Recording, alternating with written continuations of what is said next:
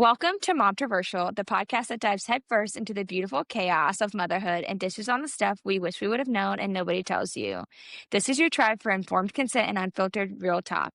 I'm Leeah, a scrunchy nurse riding the hot mess express, here to remind you that it's fine, we're fine, everything's fine.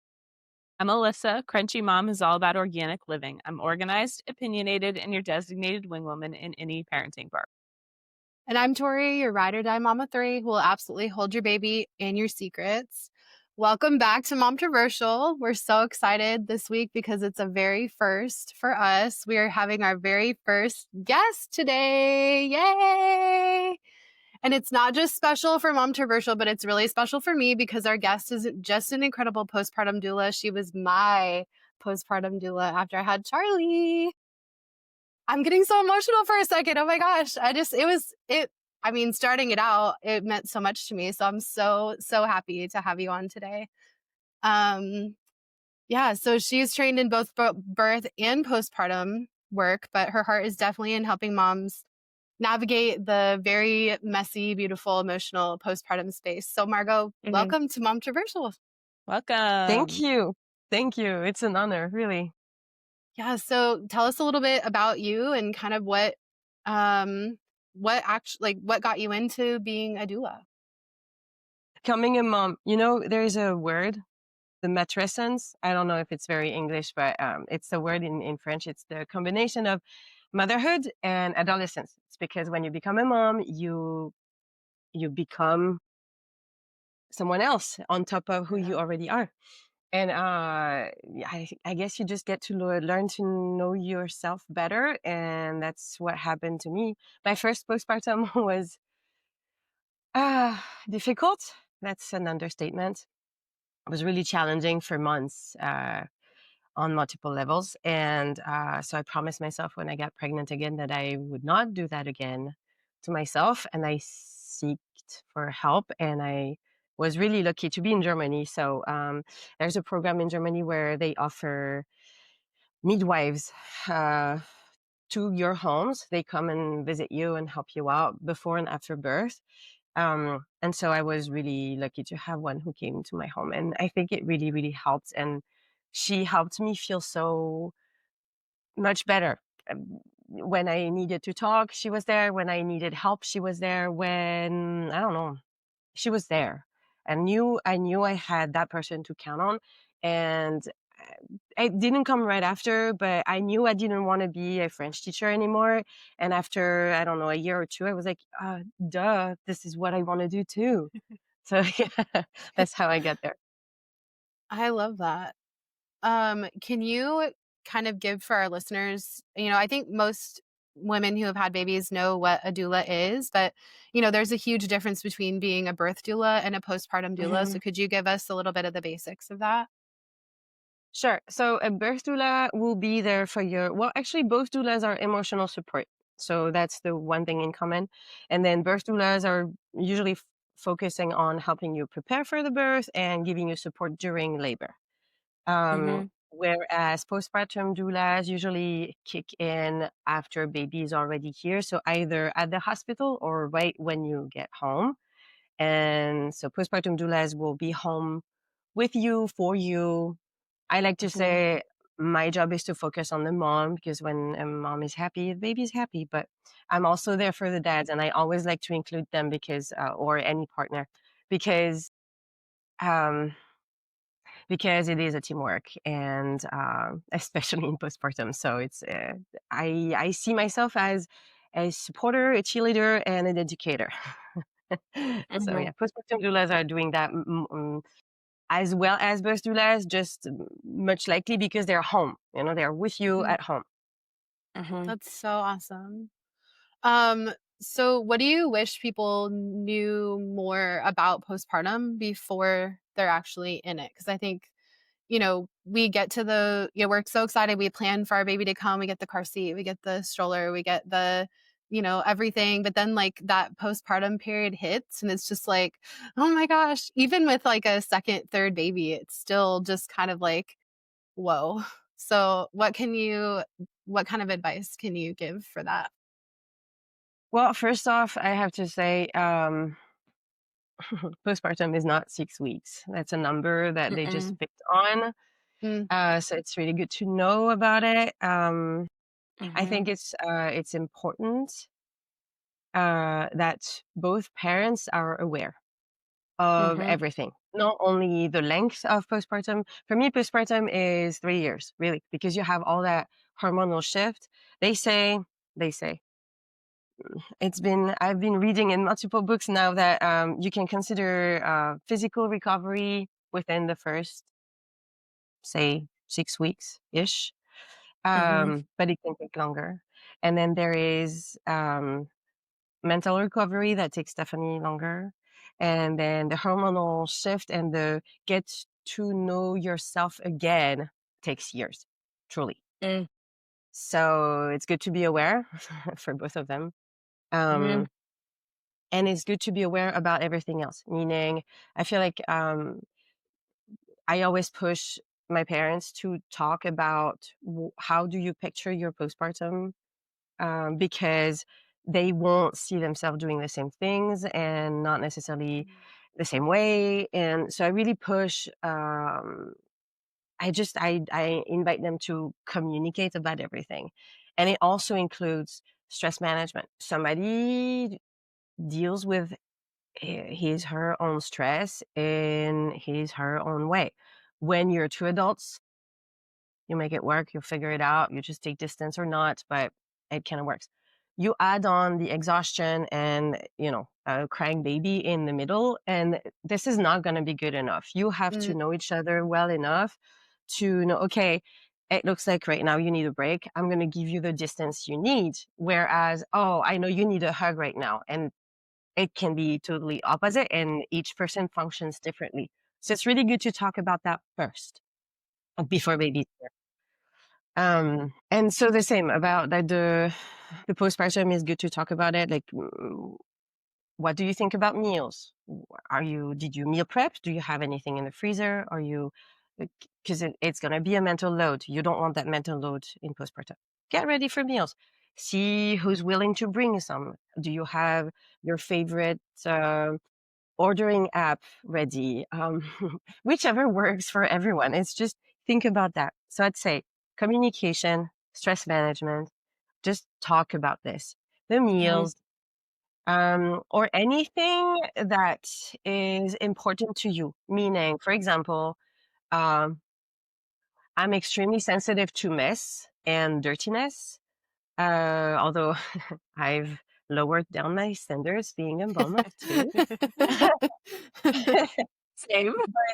Right? I mean, you have your battles after all. But at first, Mhm. if you can say, okay, I would really appreciate help with cleaning the house at first, because I know even though I need to rest, I will make time for it if nobody does it for me. So maybe talk about Mm. this. If cleanliness is important to you, maybe book a cleaning lady for, I don't know, 8 weeks, something like that. Mm. I love that. Mhm. Leah, what do you have? So I had a thought and then I had a question for you, Margo. One, oh my gosh, when you said that, like, as a mom, you won't make time, like, to rest or to do things, like, if your house is a mess or whatnot, Yes. that's literally me.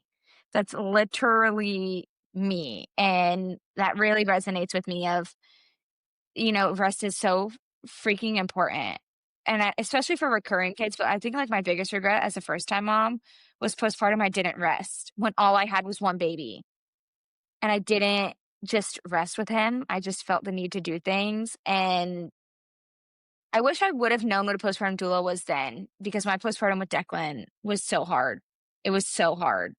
Um, but my question for you, and if you know anything about this area, do you have specific types of like food, like diet style, like recommendations for postpartum for moms that really help fuel moms and give them energy and help them to feel better during those postpartum days? Because that's something that I don't know a lot about, but I've heard people talk about that I would be curious to learn more. Should we go for Alyssa's question first, or should I answer that? No, go for it. Go for it. Yeah. Okay. Thanks. Um, Okay. Nutrition wise, I would say, especially at the very first the beginnings of your postpartum, hot liquids have been known to be, if you look at multiple cultures, right, in Asian cultures or South America cultures, they usually kind of bind the mom in the bed for a month and give them soup. Basically. Mhm. And I mean, it's true. It helps because you do have a lot of liquids that you have to eliminate, but also you need the least effort to digest. So ideally, Mhm. bone broth is my first one. My number one recommendation is going to be bone broth. And then any kind of soup, anything that makes you happy and is, ideally, if you make it yourself, you will win out of nutrition anyways, because you know what's in it. Mhm. It's not too rich in salt. You have, veggies. So it's a win anyways. Make sure you have enough protein, of course, and any balanced diet, meaning enough protein, enough veggies, enough vitamins through the fruits, or the veggies. This is going to support you, your healing, and producing milk if you're breastfeeding. So all of that is, it's a win. You have to uh, pay attention of that. And usually, when you're breastfeeding, especially, you get to have the munchies because you get hungry and thirsty. So I always say, keep a basket next to you with like healthy fats. We always forget, those fats. You don't want to lose weight right after giving birth. Let's stop thinking that. So I'd say go for healthy fats, anything nutty. If you like avocados, if you like, any kind of nut spread, like a peanut butter, those ones are rich in healthy fats and protein. So that will keep you going. Greek yogurt is a good one too. Like I'm thinking snacks because usually when you're early in postpartum, you don't really sit and have a very long meal. Meal. So snacks, So I would true. go for like Greek yogurt and fresh fruit, or you mix in actually with some nut butter in there. So then you have like a good combo. Protein balls are always a good call for me. And then, but if you eat balanced, that's it. So what do you got? Right. Cool. I just wanted to kind of stack on things like, so Leeah, you were saying your first postpartum was hard. My first postpartum was hard because I tore a lot, but that like I literally like could not sit up and like lay down without assistance. So I did rest a lot because that was like my option for the first like 3 weeks or so. That's all you Definitely could do. first 2 weeks. Yeah. Like it was not good. I like realized just how many muscles were like attached to down there. I was like, I couldn't do anything. Like Ryan would lower me onto the toilet the first few days. Oh, what a good But husband. my second postpartum, I like got one stitch that maybe wasn't even needed, like she was like, I'm down here. I'll take care of it. No worries. So I felt great. And so I overdid it like every other day because then I would have to like the next day I'd be like, okay, I have to rest. And then the next day I would do the exact same thing. But I also like, I wanted to ask a question like what you kind of answered a little bit, but like, how can we prepare ourselves like to rest, or where can we go to look for those studies for those of us that like need an excuse to rest? But for our also, research girlies listening who need, I also loved what you said about like prepping the husband too, because I'm specifically like really huge on like just parenting, life, marriage, anything is like if you're not a team, like you've got issues. And so I loved what you said about specifically bringing the husband into it, because I think the first, especially with my first, I didn't even consider a birth doula because I was like, well, my mom told me, she was like, he got you into this, he can get you out of it. Because I was asking her if she wanted to be in the delivery room. I was like, I don't know. And I was like, you're right. He got me into this. He can get me out of it. But as it turns out, my husband, as much as he really puts in an effort, it's just not his like natural, like the instinct isn't there, which is, No. fair. it's hard for the instinct to be there for them. But yeah, so I told him after our second, where I also didn't have a doula, because I was like, I'm not being induced this time. It's going to be great. It was fine, but I needed a doula. I told him, I was like, I'm not mad. I'm just a little disappointed, and you're not very good at this. And I'm getting a doula next time. But anyways, Poor dude. Sorry, what are your Ryan. thoughts on all of that? So two different questions. Okay. The first one, I'll share with Tori the references, but there's a book called Giving Birth in 8 Cultures or something like. I have it downstairs. I'll bring it up.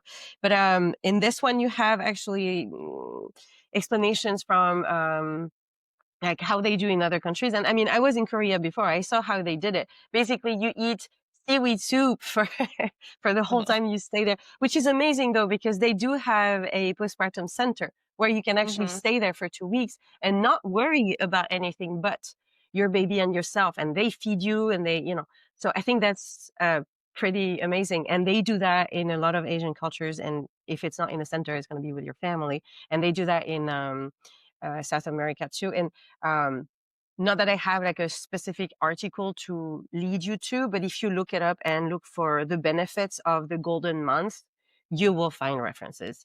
Okay, because cool. it's part of their culture. It's just a lot more accepted and integrated than it is in Western countries nowadays.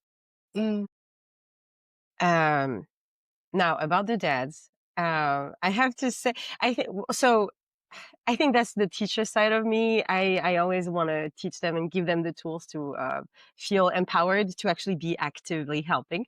And I think it's important also for the mom. And I love being a birth doula for that, because then I'm there and I support them and I'm like, they're the dad's cheerleader. I'm like, hey, you should do that. This is going to work. And he's like, yeah, you do it. Like, you can do this. We're doing this together. You're awesome. You're a great team. And I love doing that. And then it works for the postpartum as well. You were talking about rest. And I think it's really important for the dad to realize that, okay, your responsibility, they love that word, especially when it comes from a third party. Your responsibility is to protect your wife and child. That means you're the one who does the leg work. You do the leg work for them. If she needs to rest, you pick the baby, you change him, you burp him, whatever you need to do. She needs to stay there. The longer she stays there, the quicker she recovers. Say And it once louder. Yes. I mean, once they've understood that making you lay down and stop makes you recover faster, they're going to be there. They're here. They're supportive. So yeah, that's usually, they hear that from me a lot. And I'm like, wait, she's standing up. Don't you mind going and get her water? I'll just go get the food and so she can stay here. Yeah. All right, But Leah, I mean, it's great to give them tools. They love to be part of it.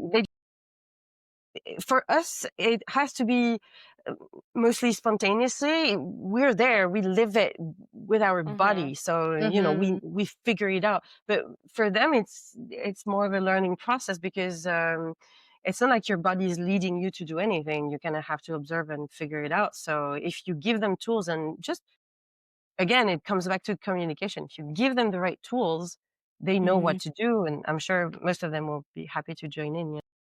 Yeah. All right, Leah, what do you got? That's so good. So, Margo, my background is as a labor and delivery nurse. And so exactly what you've said, like, men just don't have the instinct. Like, they just have no clue. And it's nothing against them. It's just the way God has wired them differently than us, that, like, for them, they need to be explicitly told what to do, and then they'll do it, and they'll do it great. But they need to, like, have that, like, prep, especially when it came to, like, labor. Like, if men didn't know what to expect for their wife in labor and she was unmedicated, they would get into the moment and he would, like, freeze, especially during transition, because he's like, oh my God, what do I do? Versus, like, that's the true benefit of, like, having a doula and someone who can educate them and to be like, okay, listen, she may call you names. She may yell at you. She still loves you. It's not you. Don't rub her. No, don't touch her. This is what you do instead. Like, it's so true. And it I'm basically just validating everything Margo just said of like, our men just need a list of things to do and then they will do it and they'll do it well, but they need somebody to help guide them because they just don't have that instinct. Yeah. But my question is the book, Margo. So I just finished like my training with Doula. Like I took a doula course. And so I have to like read some books now. Is it the Birth in 8 Cultures, Brazil, Greece, Japan, Mexico, Netherlands, New Zealand, Tanzania, and US book? Yes. Okay. I underlined that as one of my books to read for one of the things that I have to do. So I'm really excited about that. And then we'll link it in the show notes if anyone's curious, because that's been coming from like the labor world. I had a baby in South Korea, and the way they do things in South Korea, like versus the States, is still like, it's so different. And so it's so fascinating to see the different cultures. One question I had for you when it comes to rest, for those of us out here who may not have rested the way that we should have when it was easier with just one baby, but now we have multiple babies, and like I'm pregnant with our third. So I'm going to have 2. I'm going to have 3 kids, 3 and under. Yay. Which we're really excited about. I'm really excited about. But what do you recommend for how do you find rest postpartum when you already have kids? As a military spouse Such a good, who does not such a good have, question. you know, like I don't have my mom. I can't call Terry like, hey, can you come take the kids or can you come at the house? And again, like if military, they give paternity leave. Some men may not be able to take it right away, you know, all of those different factors. So do you just have some practical tips for us moms who already have kids that like, I really want to do better about resting?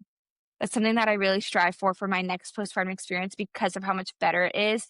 But how do I do that when I already have 2 kids? Can I say something real quick? Well, first, yeah, sorry. I just wanted to say I used to be in contracts. This is why this matters. I read the National Defense Authorization Act, the part that referenced paternity leave when it came out with the 12-week update, because I was hoping to be able to find a loophole that I could use it for Reagan, but I couldn't because it didn't activate until 2023. Anyways, or 2024, whatever. No, it was 2022. It was a random date in December 2022. And I know that because Declan was born November 29th. It was like 2 weeks after he was born. So Travis only got 3 weeks for that. And then my friend who had a baby 2 weeks later, her husband got 12 weeks. And I said, are you kidding me? So they have to let you take it. They have to let you take it all at once, or they have to give you dates where they let you break it up. Like they have to confirm that for you. And if they are not doing that, if your husband's command is not doing that, or however that works, you have like grounds for an IG complaint. They have to do it. It is like the National Defense Authorization Act is essentially an order for the military. Like they have to follow that. So just for anyone listening, that's like, my husband said he can't take the leave. That's not true. He can. Make him. So Alyssa. Yeah. Your wing woman. Sorry, Your wing Margo. woman. I may add on that so not only they have to give it to you, but they can actually choose to split it. Say they do 2 months with you and then they go back in. Say, you know, here we have a lot of pilots, and so sometimes they have to go back in to fly because of their license expiring. So then they can actually book another month later. Another thing that we didn't mention is if you are, like, as a mom, you are the active duty person, you actually get, on top of that, you also get a 6 weeks recovery time. So basically you can stay for 4 months and a half at home as a mother. Oh, that's awesome. That's so good. I think that's definitely one good point of being in the military. Then, okay, so we're talking, the other option is to get a doula. So you create that space. Actually, 2 weeks ago, I was cooking So I was supporting a family until last week. And so I went in, I don't know, at like 5, I made dinner, and then they didn't have much to do in their house. They were kind of up to date with everything. So I was like, you know what? I'm going to go for a walk with your son and you guys have dinner. And so they had an hour of That's so nice. like, free time. I mean, it sounds silly, but like, it's funny because each support I've offered, especially in postpartum, is different. I cannot tell you one that's the same. Some of them just need to talk. Some of them need feet rubbed, and I'll do that. Some of them just need to cry. Some of them just need to just talk about best options, or like finding snack options, or cook together, or just go for a walk and get some fresh air. Like I always tell them, okay, have you been outside today? No? Okay, go sit in the sun. I'll go change his diaper. You don't need to do that. Depending on what's needed, I'll adapt. I've done laundry. I've done like whatever is needed, I'll do it. So having a postpartum doula is kind of a good option if you can have one. If you can't, I always say, do not feel embarrassed to ask for help, because people won't know what you need until you voice it. Again, back to communication. So of course depending, you know who you want to ask favors to and who you don't. Like, if I had younger kids, and now they're 5 and 7 almost, but when they were younger, I would not say, okay, I'll come over and chat with you. I have 2 kids who are like loud and rowdy. I'm not gonna come and chat with you. But I was like, hey, give me your basket of laundry. I'll fold it and I'll bring it back. That you can always ask a friend to do.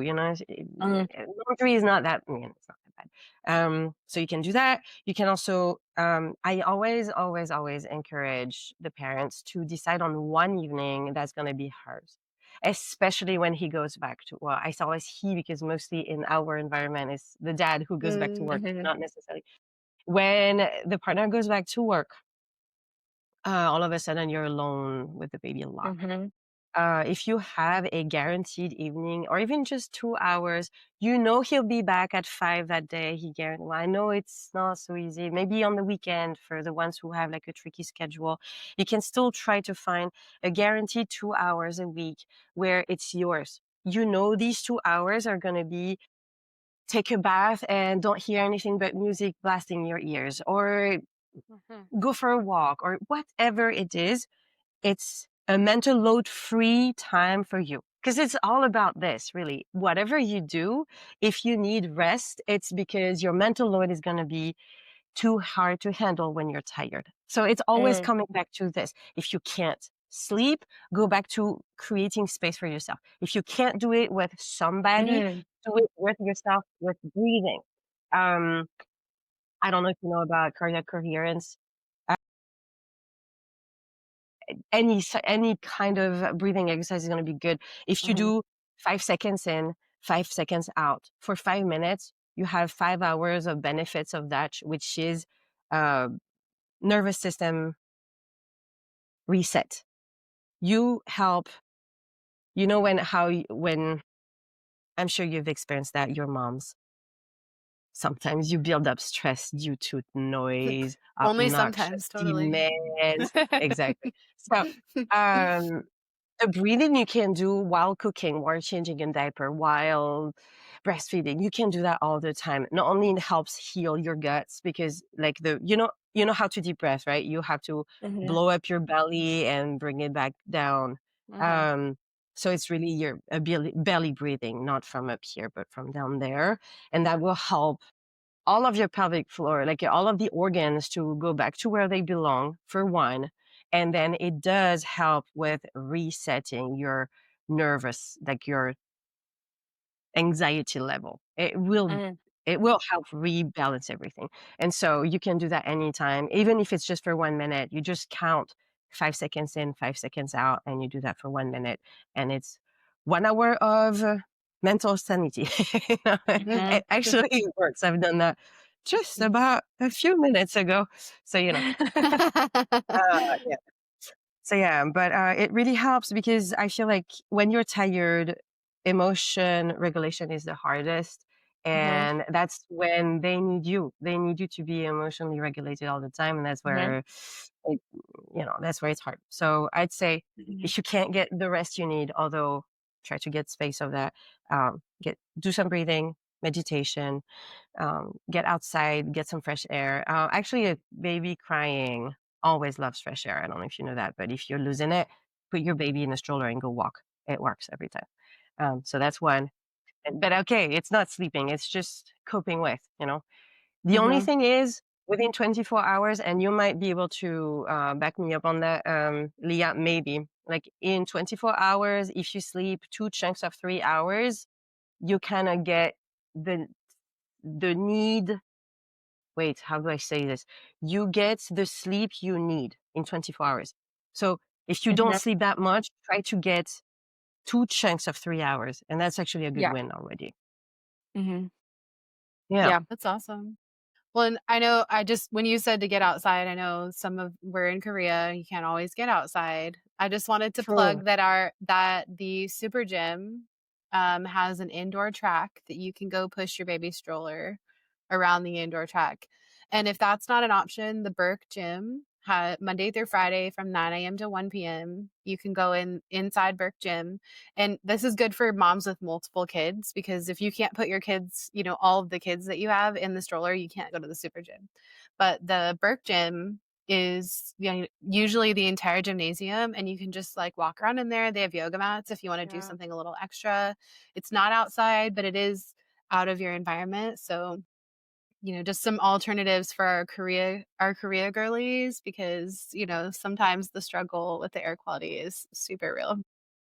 Sometimes all the time. Sometimes all the time, especially in winter, it's not great, and we're gearing up to go into winter. So just for some options. But Margo, if a mom is in the thick of it, like sleep deprived, crying in the shower, like wondering who she even is anymore, what would you want her to hear right now?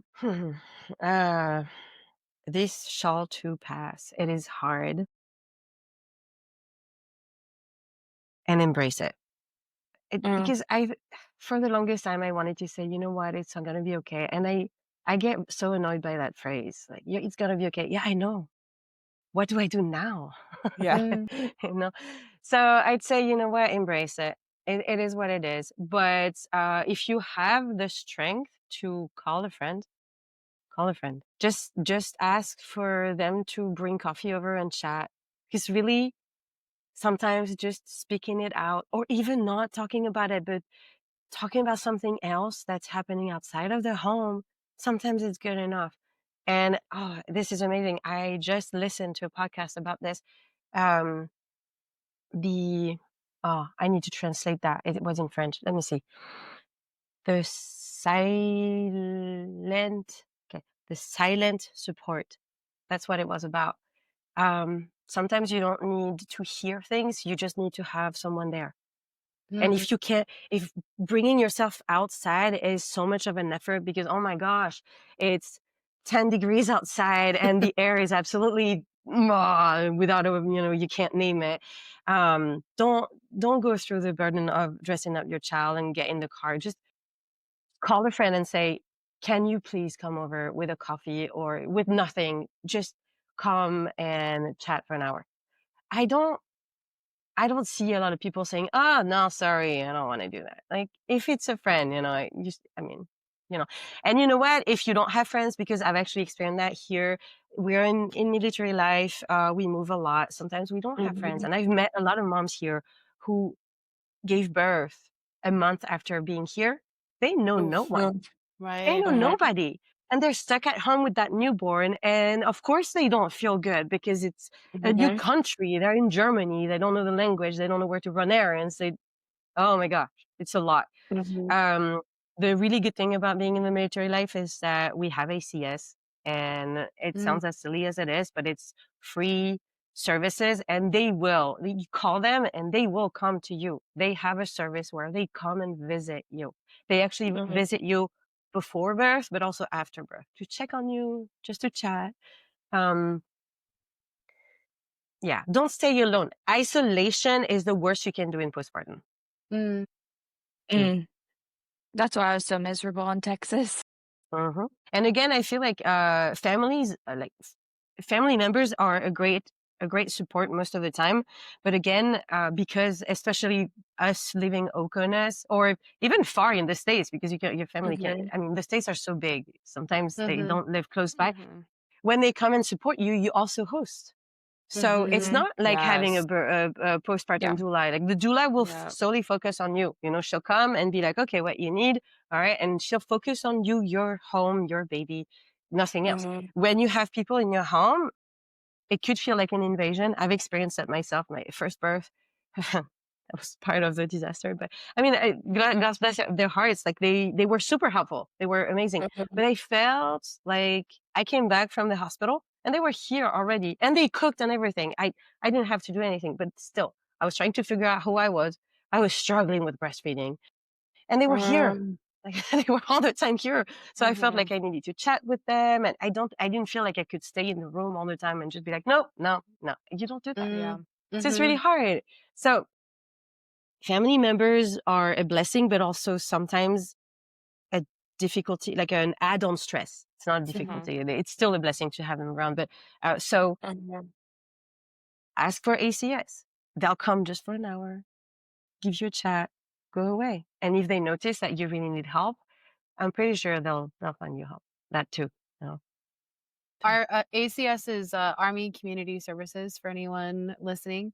And I'm sure other branches, if you're not Army and you're listening to this and you are military, I think other branches have different versions of this too. But Margo's right. ACS is an awesome, awesome new parent resource. I'm going to pass it to you, Alyssa. Yeah, I just wanted to, first of all, take a moment for Leeah taking notes over here. I just think it's great. She's like in class. I love it. But also, I just wanted to plug two things. One, get involved, especially if you're military, you know, the local PWOC, that kind of thing. Like at least our PWOC in Korea was so good about tracking the pregnant moms, making sure they had meal trains. And like, yeah, it's some random person bringing you a meal and you don't know them. Maybe you don't want to talk to them, but you know what? That's when you tell your husband, they're coming around this time. I'm resting. I'm sleeping. And that's okay. Like no one's going to be, whenever I bring someone a meal, I'm like, are you sure you even want me to come in? Like I can just like drop it and run. But I'm always happy to chat too, because sometimes, especially once you're a couple weeks in, I feel like you're like, okay, but I just need human contact, please. That doesn't cry. But also something that I try and do is just stay aware of my husband's unit. And if like, I'll ask him, like, is anyone's wife pregnant? Like, do you know if anyone's wife is pregnant? Do you know if they have a meal train? Do you know, or like just especially because Ryan was in command, like it was kind of more of a responsibility that I had. But you know, are they pregnant? Do they have young kids? Can we set up something where, you know, we can play? Did they just get here where they might need friends and I can reach out and say, hey, if you want to meet at the library, if you want to come over to my house, like that kind of thing. It might feel weird to be like just inviting some random person to do something with you, but odds are they super appreciate it. Or even if they can't do it or they don't want to do it, like no one's going to not appreciate someone reaching out to them. So I feel like that's more military, but I just wanted to plug that. But I do have another question for you, Margo. What is it like when someone hires you, what does that look like? What is the time? What does that kind of look like for them and for you? I know you said it's different per person, but because it's different per person, usually let them choose how many hours they think they need. I usually say either 6 or 10 or 20 or 15. I think I have like 6, 10, 15, 20. I keep changing. Well, and I'll have to change again because I'm applying to be TRICA covered. That's another journey. So I let them choose the hours and then we set up a schedule. I usually come more the first week, depending on their needs. If they tell me, yeah, maybe every other day is good. We do a chunk of 2 hours, sometimes a bit more. And then once they have a good rhythm, I space them out. And right now, for example, like the family I was working with, we stopped last week and I have 4 hours left with them and we wait until he goes back to work. So I'll do, the kind of filling the gaps for when she's alone at home, making sure she's keeping up mentally and, well, not mentally, but like she stays mentally safe and healthy and, keep going. So. That's awesome. Leeah? I am curious when it comes to breastfeeding. What services do you offer? How does that look? And support with your clients? Because I know, for example, with me, my firstborn, my Decky boy, I had a lactation consultant diagnosed oversupply. In like 10 minutes, I would get like 20 ounces out. It was like insane. And Declan was averse to nursing because it had choked him and the letdown was so heavy, but he wouldn't take a bottle either. So my breastfeeding journey with him, like I was just miserable because he would sit there and scream until like I would spray enough everywhere that he could then like get what he needed. And so I'm thinking for me in that season, like I was just so miserable, but having someone like a postpartum doula who could help me with breastfeeding or be that support in those moments would have been mentally just life-changing. So I'm just curious when it comes to like breastfeeding, nursing and things, what is your extent of your scope of practice and what you offer for moms? So because I'm not a lactation consultant, I always offer troubleshooting. We'll try. I mean, I've seen enough that I have multiple ideas and we can always try them out. But I always have under my elbow, I think that's a French expression, but I keep it handy. I keep handy always at least 1 or 2 lactation consultants that are in the area. So if the troubleshooting doesn't work, then we can always contact somebody. Because of course they know more and they have like other ideas and more training. So, but I pride myself to say that most of the time the troubleshooting is enough. Not always, unfortunately, but most of the time it's enough because breastfeeding. Now, I hope this doesn't sound presumptuous, but I feel like breastfeeding is just one more feather of the bird of the postpartum. It's heavily related to your mental state. If we help with your anxiety, if we help with your self-confidence, which is a major issue in moms today, I was the first one to live it. We've unlearned to trust ourselves, to trust our instincts. If you have somebody who's next to you and say, you know what, we'll keep trying, we'll try different things. You get this. Like, there's no reason why you can't. You're functional. You're a human being like anyone else. Unless there's a medical reason, you'll be fine. We'll keep trying. And if it means, maybe try different things with different tools, without tools, we'll try different things. So troubleshooting is definitely a big thing. That's how, I don't know, should I say? That's how we did it with Tori. Yeah, I was thinking it. Yeah, it did. Yeah. Well, Yeah, we have the Margo- formula agency or formula industry to thank for that too. All that for the lack of confidence. And for centuries, centuries, no, for decades, for decades. Like I remember my mom just being like, why do you bother breastfeeding? Look at you, you're miserable. Well, thanks, Mom. I know why I bother. Appreciate it. I know why I bother. I was hoping for some support instead of just like a shrug, but French moms, huh?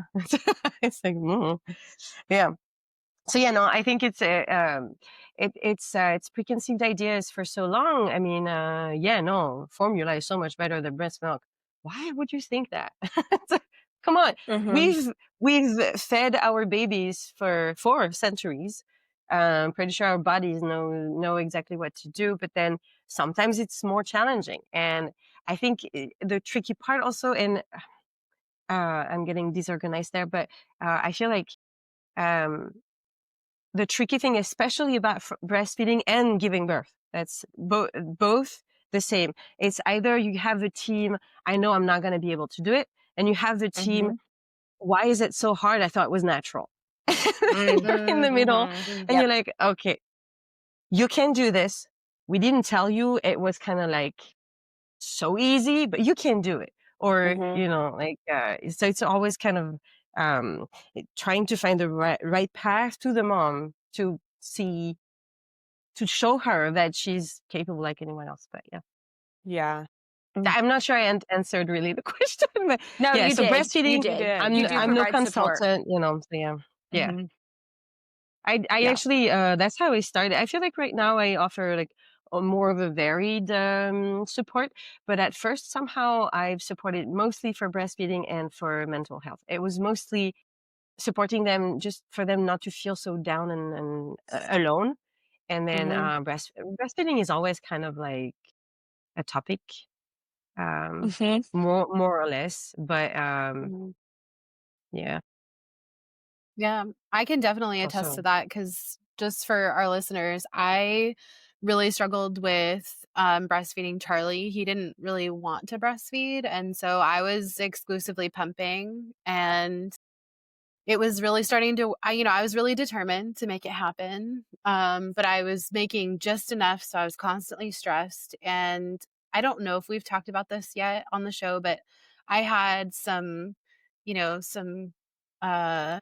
I don't know what to call it, but Hannah had trouble. She was failure to thrive because I wasn't making enough milk. And it really messed with me mentally because I was like, oh my gosh, I'm like starving my baby. And so every baby I've had since, only, I have 3 kids, I have really struggled with the mental aspect of breastfeeding and making sure my children are fed because I feel as like this really like, oh my gosh, my babies are starving and I'm not doing enough and like all this stuff. And so not only did Margo help me like mentally to be like, you can totally do this. This is not like she was trying to downplay it. Like, this isn't hard, but she was like, it's not as hard as you're making it. Like, you can do this. And she helped me transition from being a full-time pumper to an exclusive breastfeeder. So, and Charlie's 19 months and we're still breastfeeding. So you can't get him off now. I'm so proud of you. Thank you. It's all because of you. I couldn't have done it without you. Really, truly. Well, you've done it though. You've done the work. So I would not have had the confidence and the boost. Like, you gave me the confidence and the boost because I was so like, oh my gosh, what if he's not getting enough? Like, whatever. And you're like, he'll tell you when he wants more. And you know what? Each child is so individual. He might tell you 20 times a day, or, he might breastfeed for 45 minutes or 5 minutes. Like, he's an individual person, just like anybody else. And, I think that's kind of a part of the stipulation with breastfeeding. Like you're saying, like, it's always like a thing. You meet moms and they're like, oh yeah, my baby only breastfeeds for 10 minutes and they're full, and you see their baby and they're like fat and happy and you're like, this is great.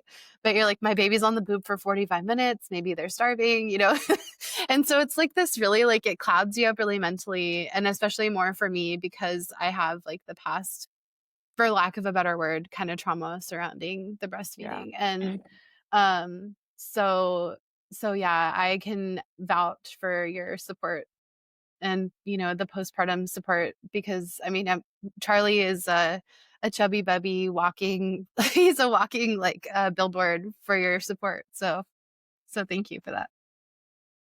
Oh, that's awesome. I love it. If you guys don't have anything else, I want to transition us into something we haven't really ever done in here before. Some quick fire mom hot takes. They're questions I have for Margo. So I'm just going to ask you a question and your gut reaction only. Are you ready? As ready as can be. Okay. What's one piece of postpartum advice you wish people would stop giving? It's more. Sorry, this is not going to be like a quick one. Really, That's okay. It can't. Really, it's not about, I don't think it's about not giving advice. It's more, I'd say more to the moms. Get as many advice as you want. Just pick and choose. And never feel bad for discarding whatever doesn't work for you. Yes. Mm, We love that. Okay, most Yes. underrated form of postpartum self-care. The deep breathing. Mm. Deep breathing and bone broth, maybe. Okay. All right, last one. If postpartum doulas were standard of care for every mom ever who had a baby, how do you think motherhood would look differently? Maybe less cries and less mental stress. It's been proven actually, like the presence of a doula, whether it's within labor or within postpartum, will decrease the rates of postpartum depression and anxiety. So there. Mm. That's so awesome. Do you guys have any more questions for Margo before we? Yes, I have a logistical question for Margo. So when it comes to which I know each doula is different, so I'm going to preface with that. The way Margo operates may not be the way somebody else operates. Mm. Very You true. said you're trying to get TRICARE covered. I know birth doulas are covered via insurance. Do you know, is postpartum doula, like, you have to get a specific certification to be covered for insurance, or you have to do a different application process for that for you? Unfortunately, TRICARE doesn't recognize postpartum doulas. They won't cover them. Shocker. But yeah, I know. But okay, so the good thing though about it, so again, because we're all the four, so if I understood correctly, we're the four of us Oconus right now, right? Mhm. No. Okay. Well, Because Alyssa's stateside. I'm Just in kidding. back stateside. Wait, you So I'd be curious to see about the statesides because I've always been Oconus since I was a doula, so I don't know on like when you're stateside yet how it works. But I've noticed that TRICARE covers a lot more providers when you're Oconus. So I don't know if they really cover doulas when you're in the States. But They here do. they will cover birth doula. Okay, good. I'm glad. They do cover birth Um, doulas at least. They actually cover birth doulas stateside before Oconus, which is just jacked up, but whatever. Ooh, nice. Okay. Yeah. Well, that's actually a good revelation from TRICARE, seriously. But the good thing about what they cover is they cover the labor as a chunk, no matter how many hours it is, and then you have up to 6 hours, and those you can do whenever they choose to. So it could be before and after birth. So that's one thing, you know. Kind of a little loophole. nice.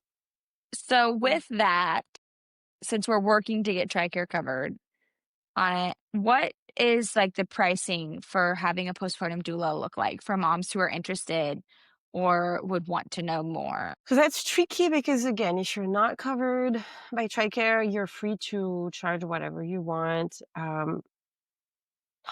It's so I won't be allowed to say prices because I feel like it's so. For example, in Korea, I think they all agreed we all were charging about the same, and it was more or less 1,000 for birth, more or less, with or without support before and after.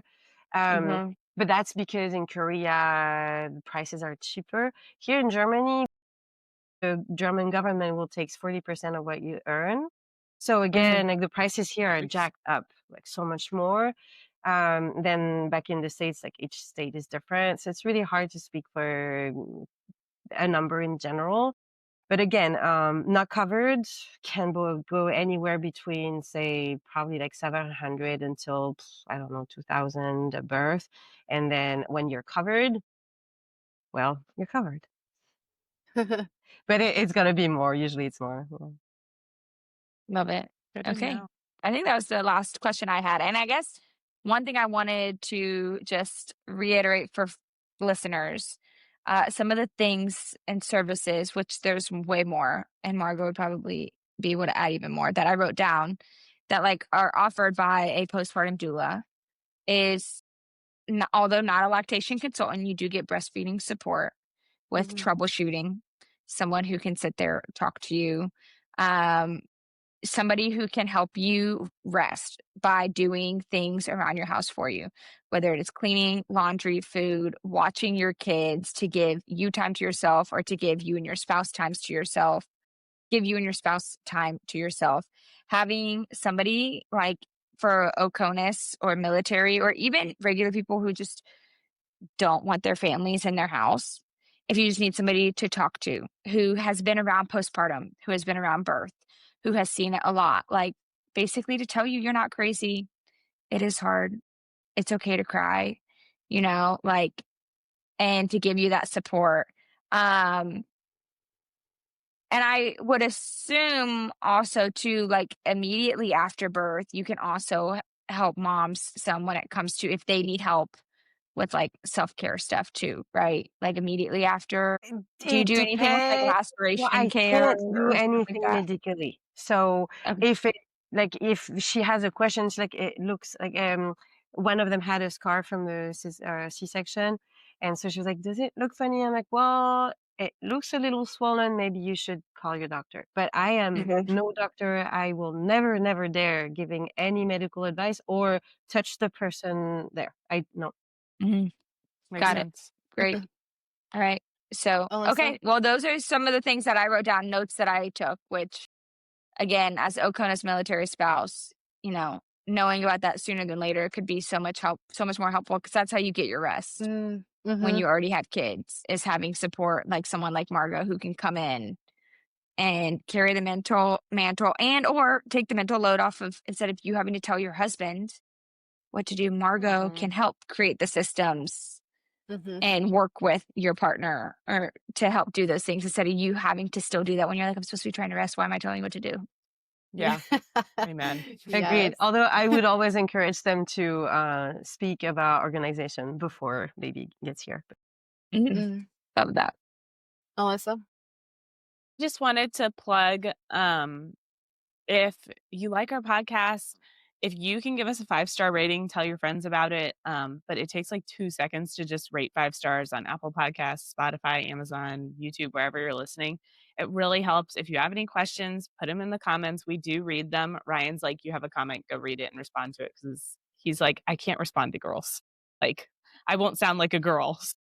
So I go in and respond to him usually. But also give us a follow, Mom Traversal _podcast. That's where we're kind of really like trying to source what you guys want to listen to. So if you can interact with us in those ways, that really helps us reach more moms and also give you the content that you actually want to listen to. Love that. I may have one thing to add though. We're ready. I am so sorry. That's okay. I just realized we didn't speak about postpartum depression and the difference between baby blues and postpartum depression at all. Yeah. And it's actually a big deal. I mean, it's kind It of is, part yeah. Let's of. talk. Yeah, We've got time. Okay. We do. Okay. Yeah. Okay. Yeah, no, because I think it's really important for everyone, whether it's the moms or the partners, to be aware of what is baby blues and what is postpartum depression. And basically it's gonna be about the same. You feel down and you don't know, you feel like crying, you don't know why, to resume in a nutshell. But baby blues is expected because your hormones are going so out of whack following. So okay, let me rewind. Okay. When you give birth, your hormones are all peaking. The testosterone, progesterone, and the estrogen to the roof. And then the second baby's out, they just stop. Blah. So right after is okay, but then it keeps winding down and winding down and winding down. And then you don't know why, like you feel down, like everything's just like. So remember that this is normal, expected to happen. It won't last forever. That's where usually baby blues kicks in, or you call it the way you want. It's just your body is figuring out what is going on, and that's okay. But that's only supposed to be a couple weeks. If it kicks it, like if it drags longer and stronger, and you really can't shake that off, and you really don't feel good, and you're always exhausted, and you have dark thoughts, and like really like down. For longer than 2 weeks, this is you can probably call it depression. Get seen. Make sure you see somebody, because it's not something you can shake off, and it can happen to anyone. And it's not about being weak or not strong to handle it, or it happens. And it's just because your body is handling so much change and shifts and all of that, that sometimes you need help and support, and it's not going to be forever either, but don't let it linger. The longer you wait, the worse it's going to get, and you can't, it's going to be hard, if possible, to do that on your own. So just go ask for help. And last thing, it happens to dads too, usually more like later, say 3 months postpartum or later. So it's always good for them both to be aware, keep each other's in check. It's okay to just say, hey, how are you feeling? And sometimes you're just super tired and you're down, and a hug will feel better, and sometimes it's just not going to help. And make sure you're not staying alone in that state. Like, just ask for help, for professional help. That's what I meant. Yeah, that is super important. I'm glad you brought that up, because I think it's something that all of us as moms, like, we're aware that it's a thing, and some of us have struggled with it. But we didn't actually talk about it. So I'm glad you brought that up. Leah, what do you have? Yeah, I was just gonna say my best friend, she with her first ended up having postpartum depression. And I mean, it was day and night for her, like when she did get the help that she needed. I don't think it was until her son was a little over between 6 to 9 months old that she was able to like go and get the help, but it was day and night for her, which, then her postpartum with her following births were totally different because she already knew and was already aware. And so, like, yeah, while motherhood is hard and there are challenges, it is not supposed to be deep and dark, and it is not supposed to feel hopeless. And I think society today has set a lot of moms up for failure because we're very isolated. Like we don't do life in community like back at the beginning, to where you always had people who were helping, like living in community where some other mom would be just taking your kids, or she would be doing your laundry, or would be bringing you food. Like, it was easier versus now, like, we have to be so much more proactive to seek those things. And, sometimes after having a baby, like, you just don't have that in you, which then makes it so much easier for both moms and dads to spiral down that road, but there's nothing wrong with it. And I'm just wanting to agree with Margo on that. There's nothing wrong with that. Ask for help. It will change. It'll change your life when you ask for help and you get the help. It'll help you. It'll help your spouse. It'll help your kids. It will help you enjoy and be able to see the fruits that is supposed to be motherhood. And one other question that I did have for you, Margo, do you have like a website or an Instagram or anything where if people wanted to find you, that they could find you? Sure. On Facebook, I'm Holistic Wellness Doula. And my website is margoholisticwellness.site. Nice. Okay. We'll link those. Awesome. So to continue briefly, the mental health conversation, something I didn't even know was a thing. Because I feel like when you go to the doctor, they're screening you for postpartum depression. Moms only get That one screened time. for, that one time. Although I have noticed, little aside here, I have noticed at Charlie's first few doctor's appointments, they had me fill out that screening. Oh, nice. I think up to like 6 months. So maybe something's changing in the Honestly, healthcare you system. might be right. Yeah. I think I So I remember think that that's from KK. really awesome.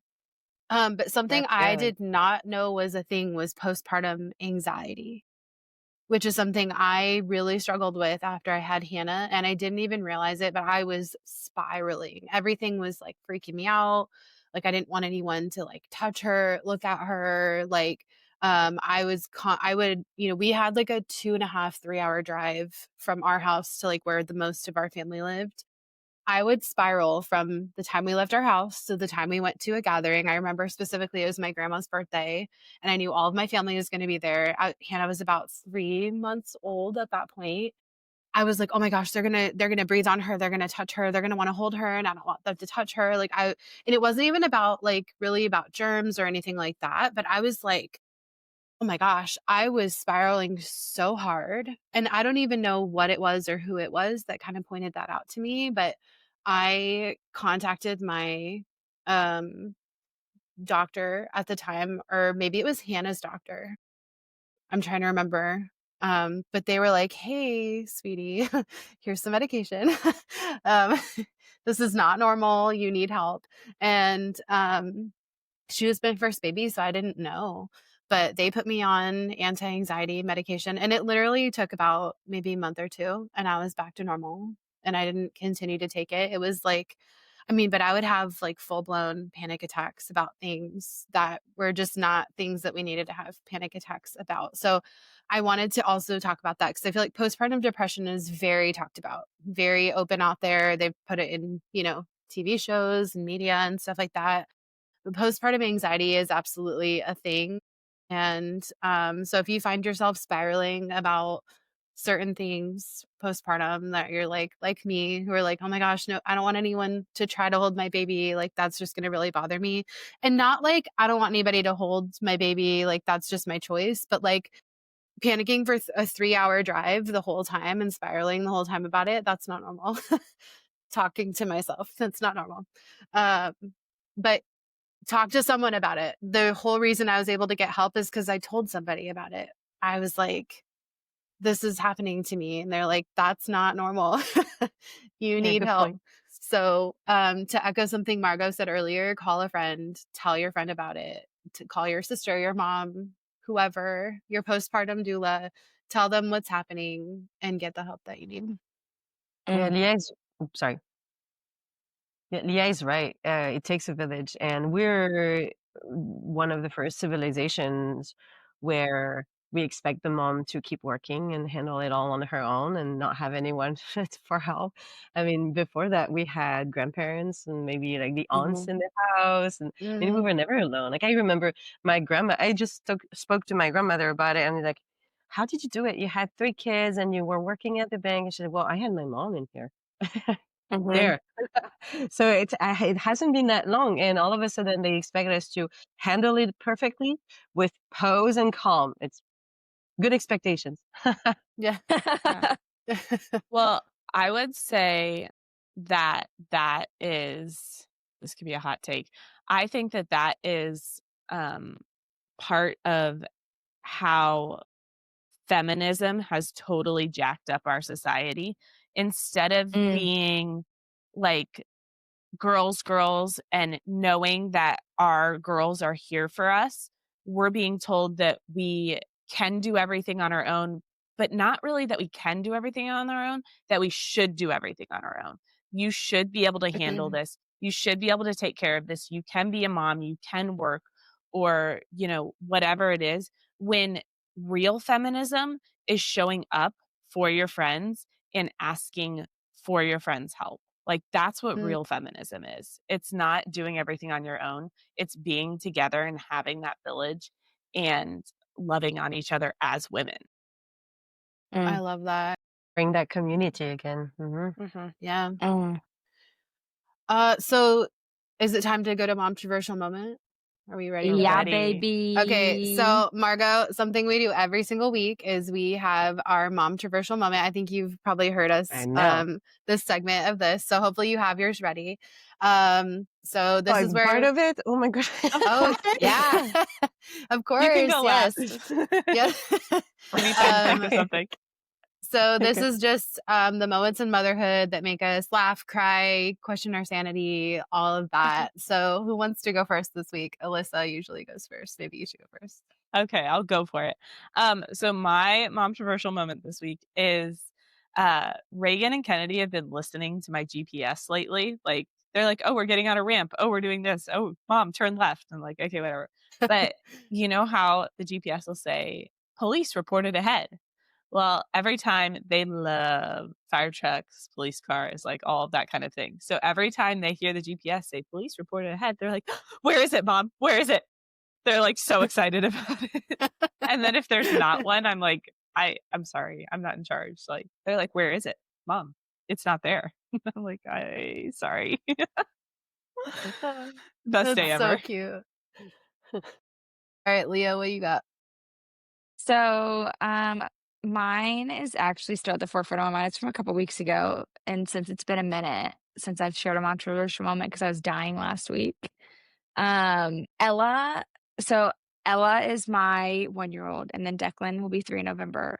Ella has just gotten in this age where homegirl's so vocal and opinionated, like good and bad.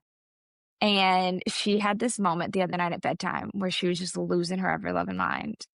And she's my passy girl. Declan never took a passy, but Ella takes a passy. We call it her plug because 9 times out of 10, if she's crying, I can give her her plug and she stops.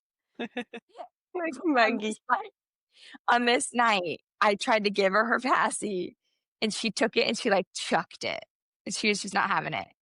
But then lo and behold, her freaking brother comes in and there's this little teddy bear and it's one of the ones where you like push the paw and it plays a lullaby and it changes colors on the tummy or whatever. And Ella's sitting there just crying, losing her mind. And Ducky's like, wait, sissy, look at this. And he brings her the teddy bear. He presses the paw and it starts singing to her. And he hands it to her and she just stops. Aww. And she was just so good. And then Declan sat next to her, like in the little lazy boy and snuggled her when we finished bedtime and read books. And I was like, I'm not crying. You're crying. Like just the way that he just like knew that this was a different cry for her. And he went to her and like tried to fix it. And it actually worked. Cute. It was the sweetest. It was like, Aww. Travis and I both just like melted on the spot. It was so cute. That is so sweet. My Mom Traversal moment this week is highlighting Charlie. So he's getting so vocal. It's so crazy. He's saying like 2, 3, 4 things together now. And I swear every day he says something new. I love this time in baby toddlerhood because it's like they're just different every day. It's so awesome. But we were at the Osan PX and we were like walking to the car and he's like, Mama, here you go, here you go, here you go. And I'm like, what? So I look over to see what he's trying to give me. And he's pointing to something that he dropped. And so I hand it back to him and he's like, thanks, or whatever. He didn't say thanks, but like, that was what he wanted and then I caught myself. I said, here you go. And then I realized that's what he was asking me to get it. Cause I always say, here you go when I hand him something. So cute. So that's his newest, cutest little thing is here you go. But he actually wants you to get it for him. All right, Margo, what is your I Mom can't Traversal imagine moment? him like walking and talking. It's crazy. I know. He looks like a little boy now. Like he looks like So he's crazy. like not a baby anymore. I saw He's a picture. toddler. I was like, oh my goodness. Yeah, He's so changed grown. so much. I know. I bet. I mean, it's been a year. Yeah. Sure. That's a hard word. Mom Traversal moment for me would be this morning. Well, so long story short, we had a really, really rough night. And so we finally managed to fall asleep and somehow, I have Gabriela is turning 7 next week and Noah is about to be 5 in December. And she knows that waking me up is never a good thing because I get really grumpy, if not worse. And so I don't know, she just woke up and I kind of heard ruffle tuffle, but I was so tired. I kept dozing off. And then all of a sudden I hear, Noah, what are you doing? You can't do that. This is bad. I was like, oh, I need to wake up probably. And then she's like, come with me, come, we'll listen to music. She's dragging him to her room, turning on the CD, and they start, I don't know, like I hear them boom, boom, boom. They're probably like dancing or whatever. I'm like, oh, cool. Okay. So I kind of doze off more. And then I just hear spring. I'm like, oh no, I need to wake up. And then she's like, oh, Noah, what have you done? And she's like, go get towels. And I'm hearing this from the far. And I keep hearing the whole story. It's been going on for so long. And she felt really bossy. She's like, hurry up, get the towels. And I'm like, oh my gosh, do I sound like this? Because she's the mini me. She's exactly like me. I'm like, oh my goodness, horrible truth. But hey, they handled it on their own. Like the whole thing. I woke up, no evidence was to be found. So hey, it's a win. They're growing up. Yay. That's awesome. Oh, that's like a happy ending too, because like there's nothing worse than like coming out of a night like that and then waking up to a total like everything's like a catastrophe like out out in the public area. Okay, well, Margo, thank you so much for being here and for all the work that you do. Thank And you. No, thank you. Thank you for the invitation. It's such an honor. yeah, I think I think you really helped highlight that postpartum isn't something to just be, to survive and get through, which is, I think, the common feeling for most moms, so that it's like you're allowed to be and should be supported through it. But yeah, so thank you for unpacking our cool, crazy postpartum doula stuff today on Mom Traversal. If you have any comments, questions, and I think we plugged Margo's socials already, but we'll list them in the show notes too. If you have questions for us, or if there's anything you want us to talk about or whatever, please DM us, comment. We love to hear from you.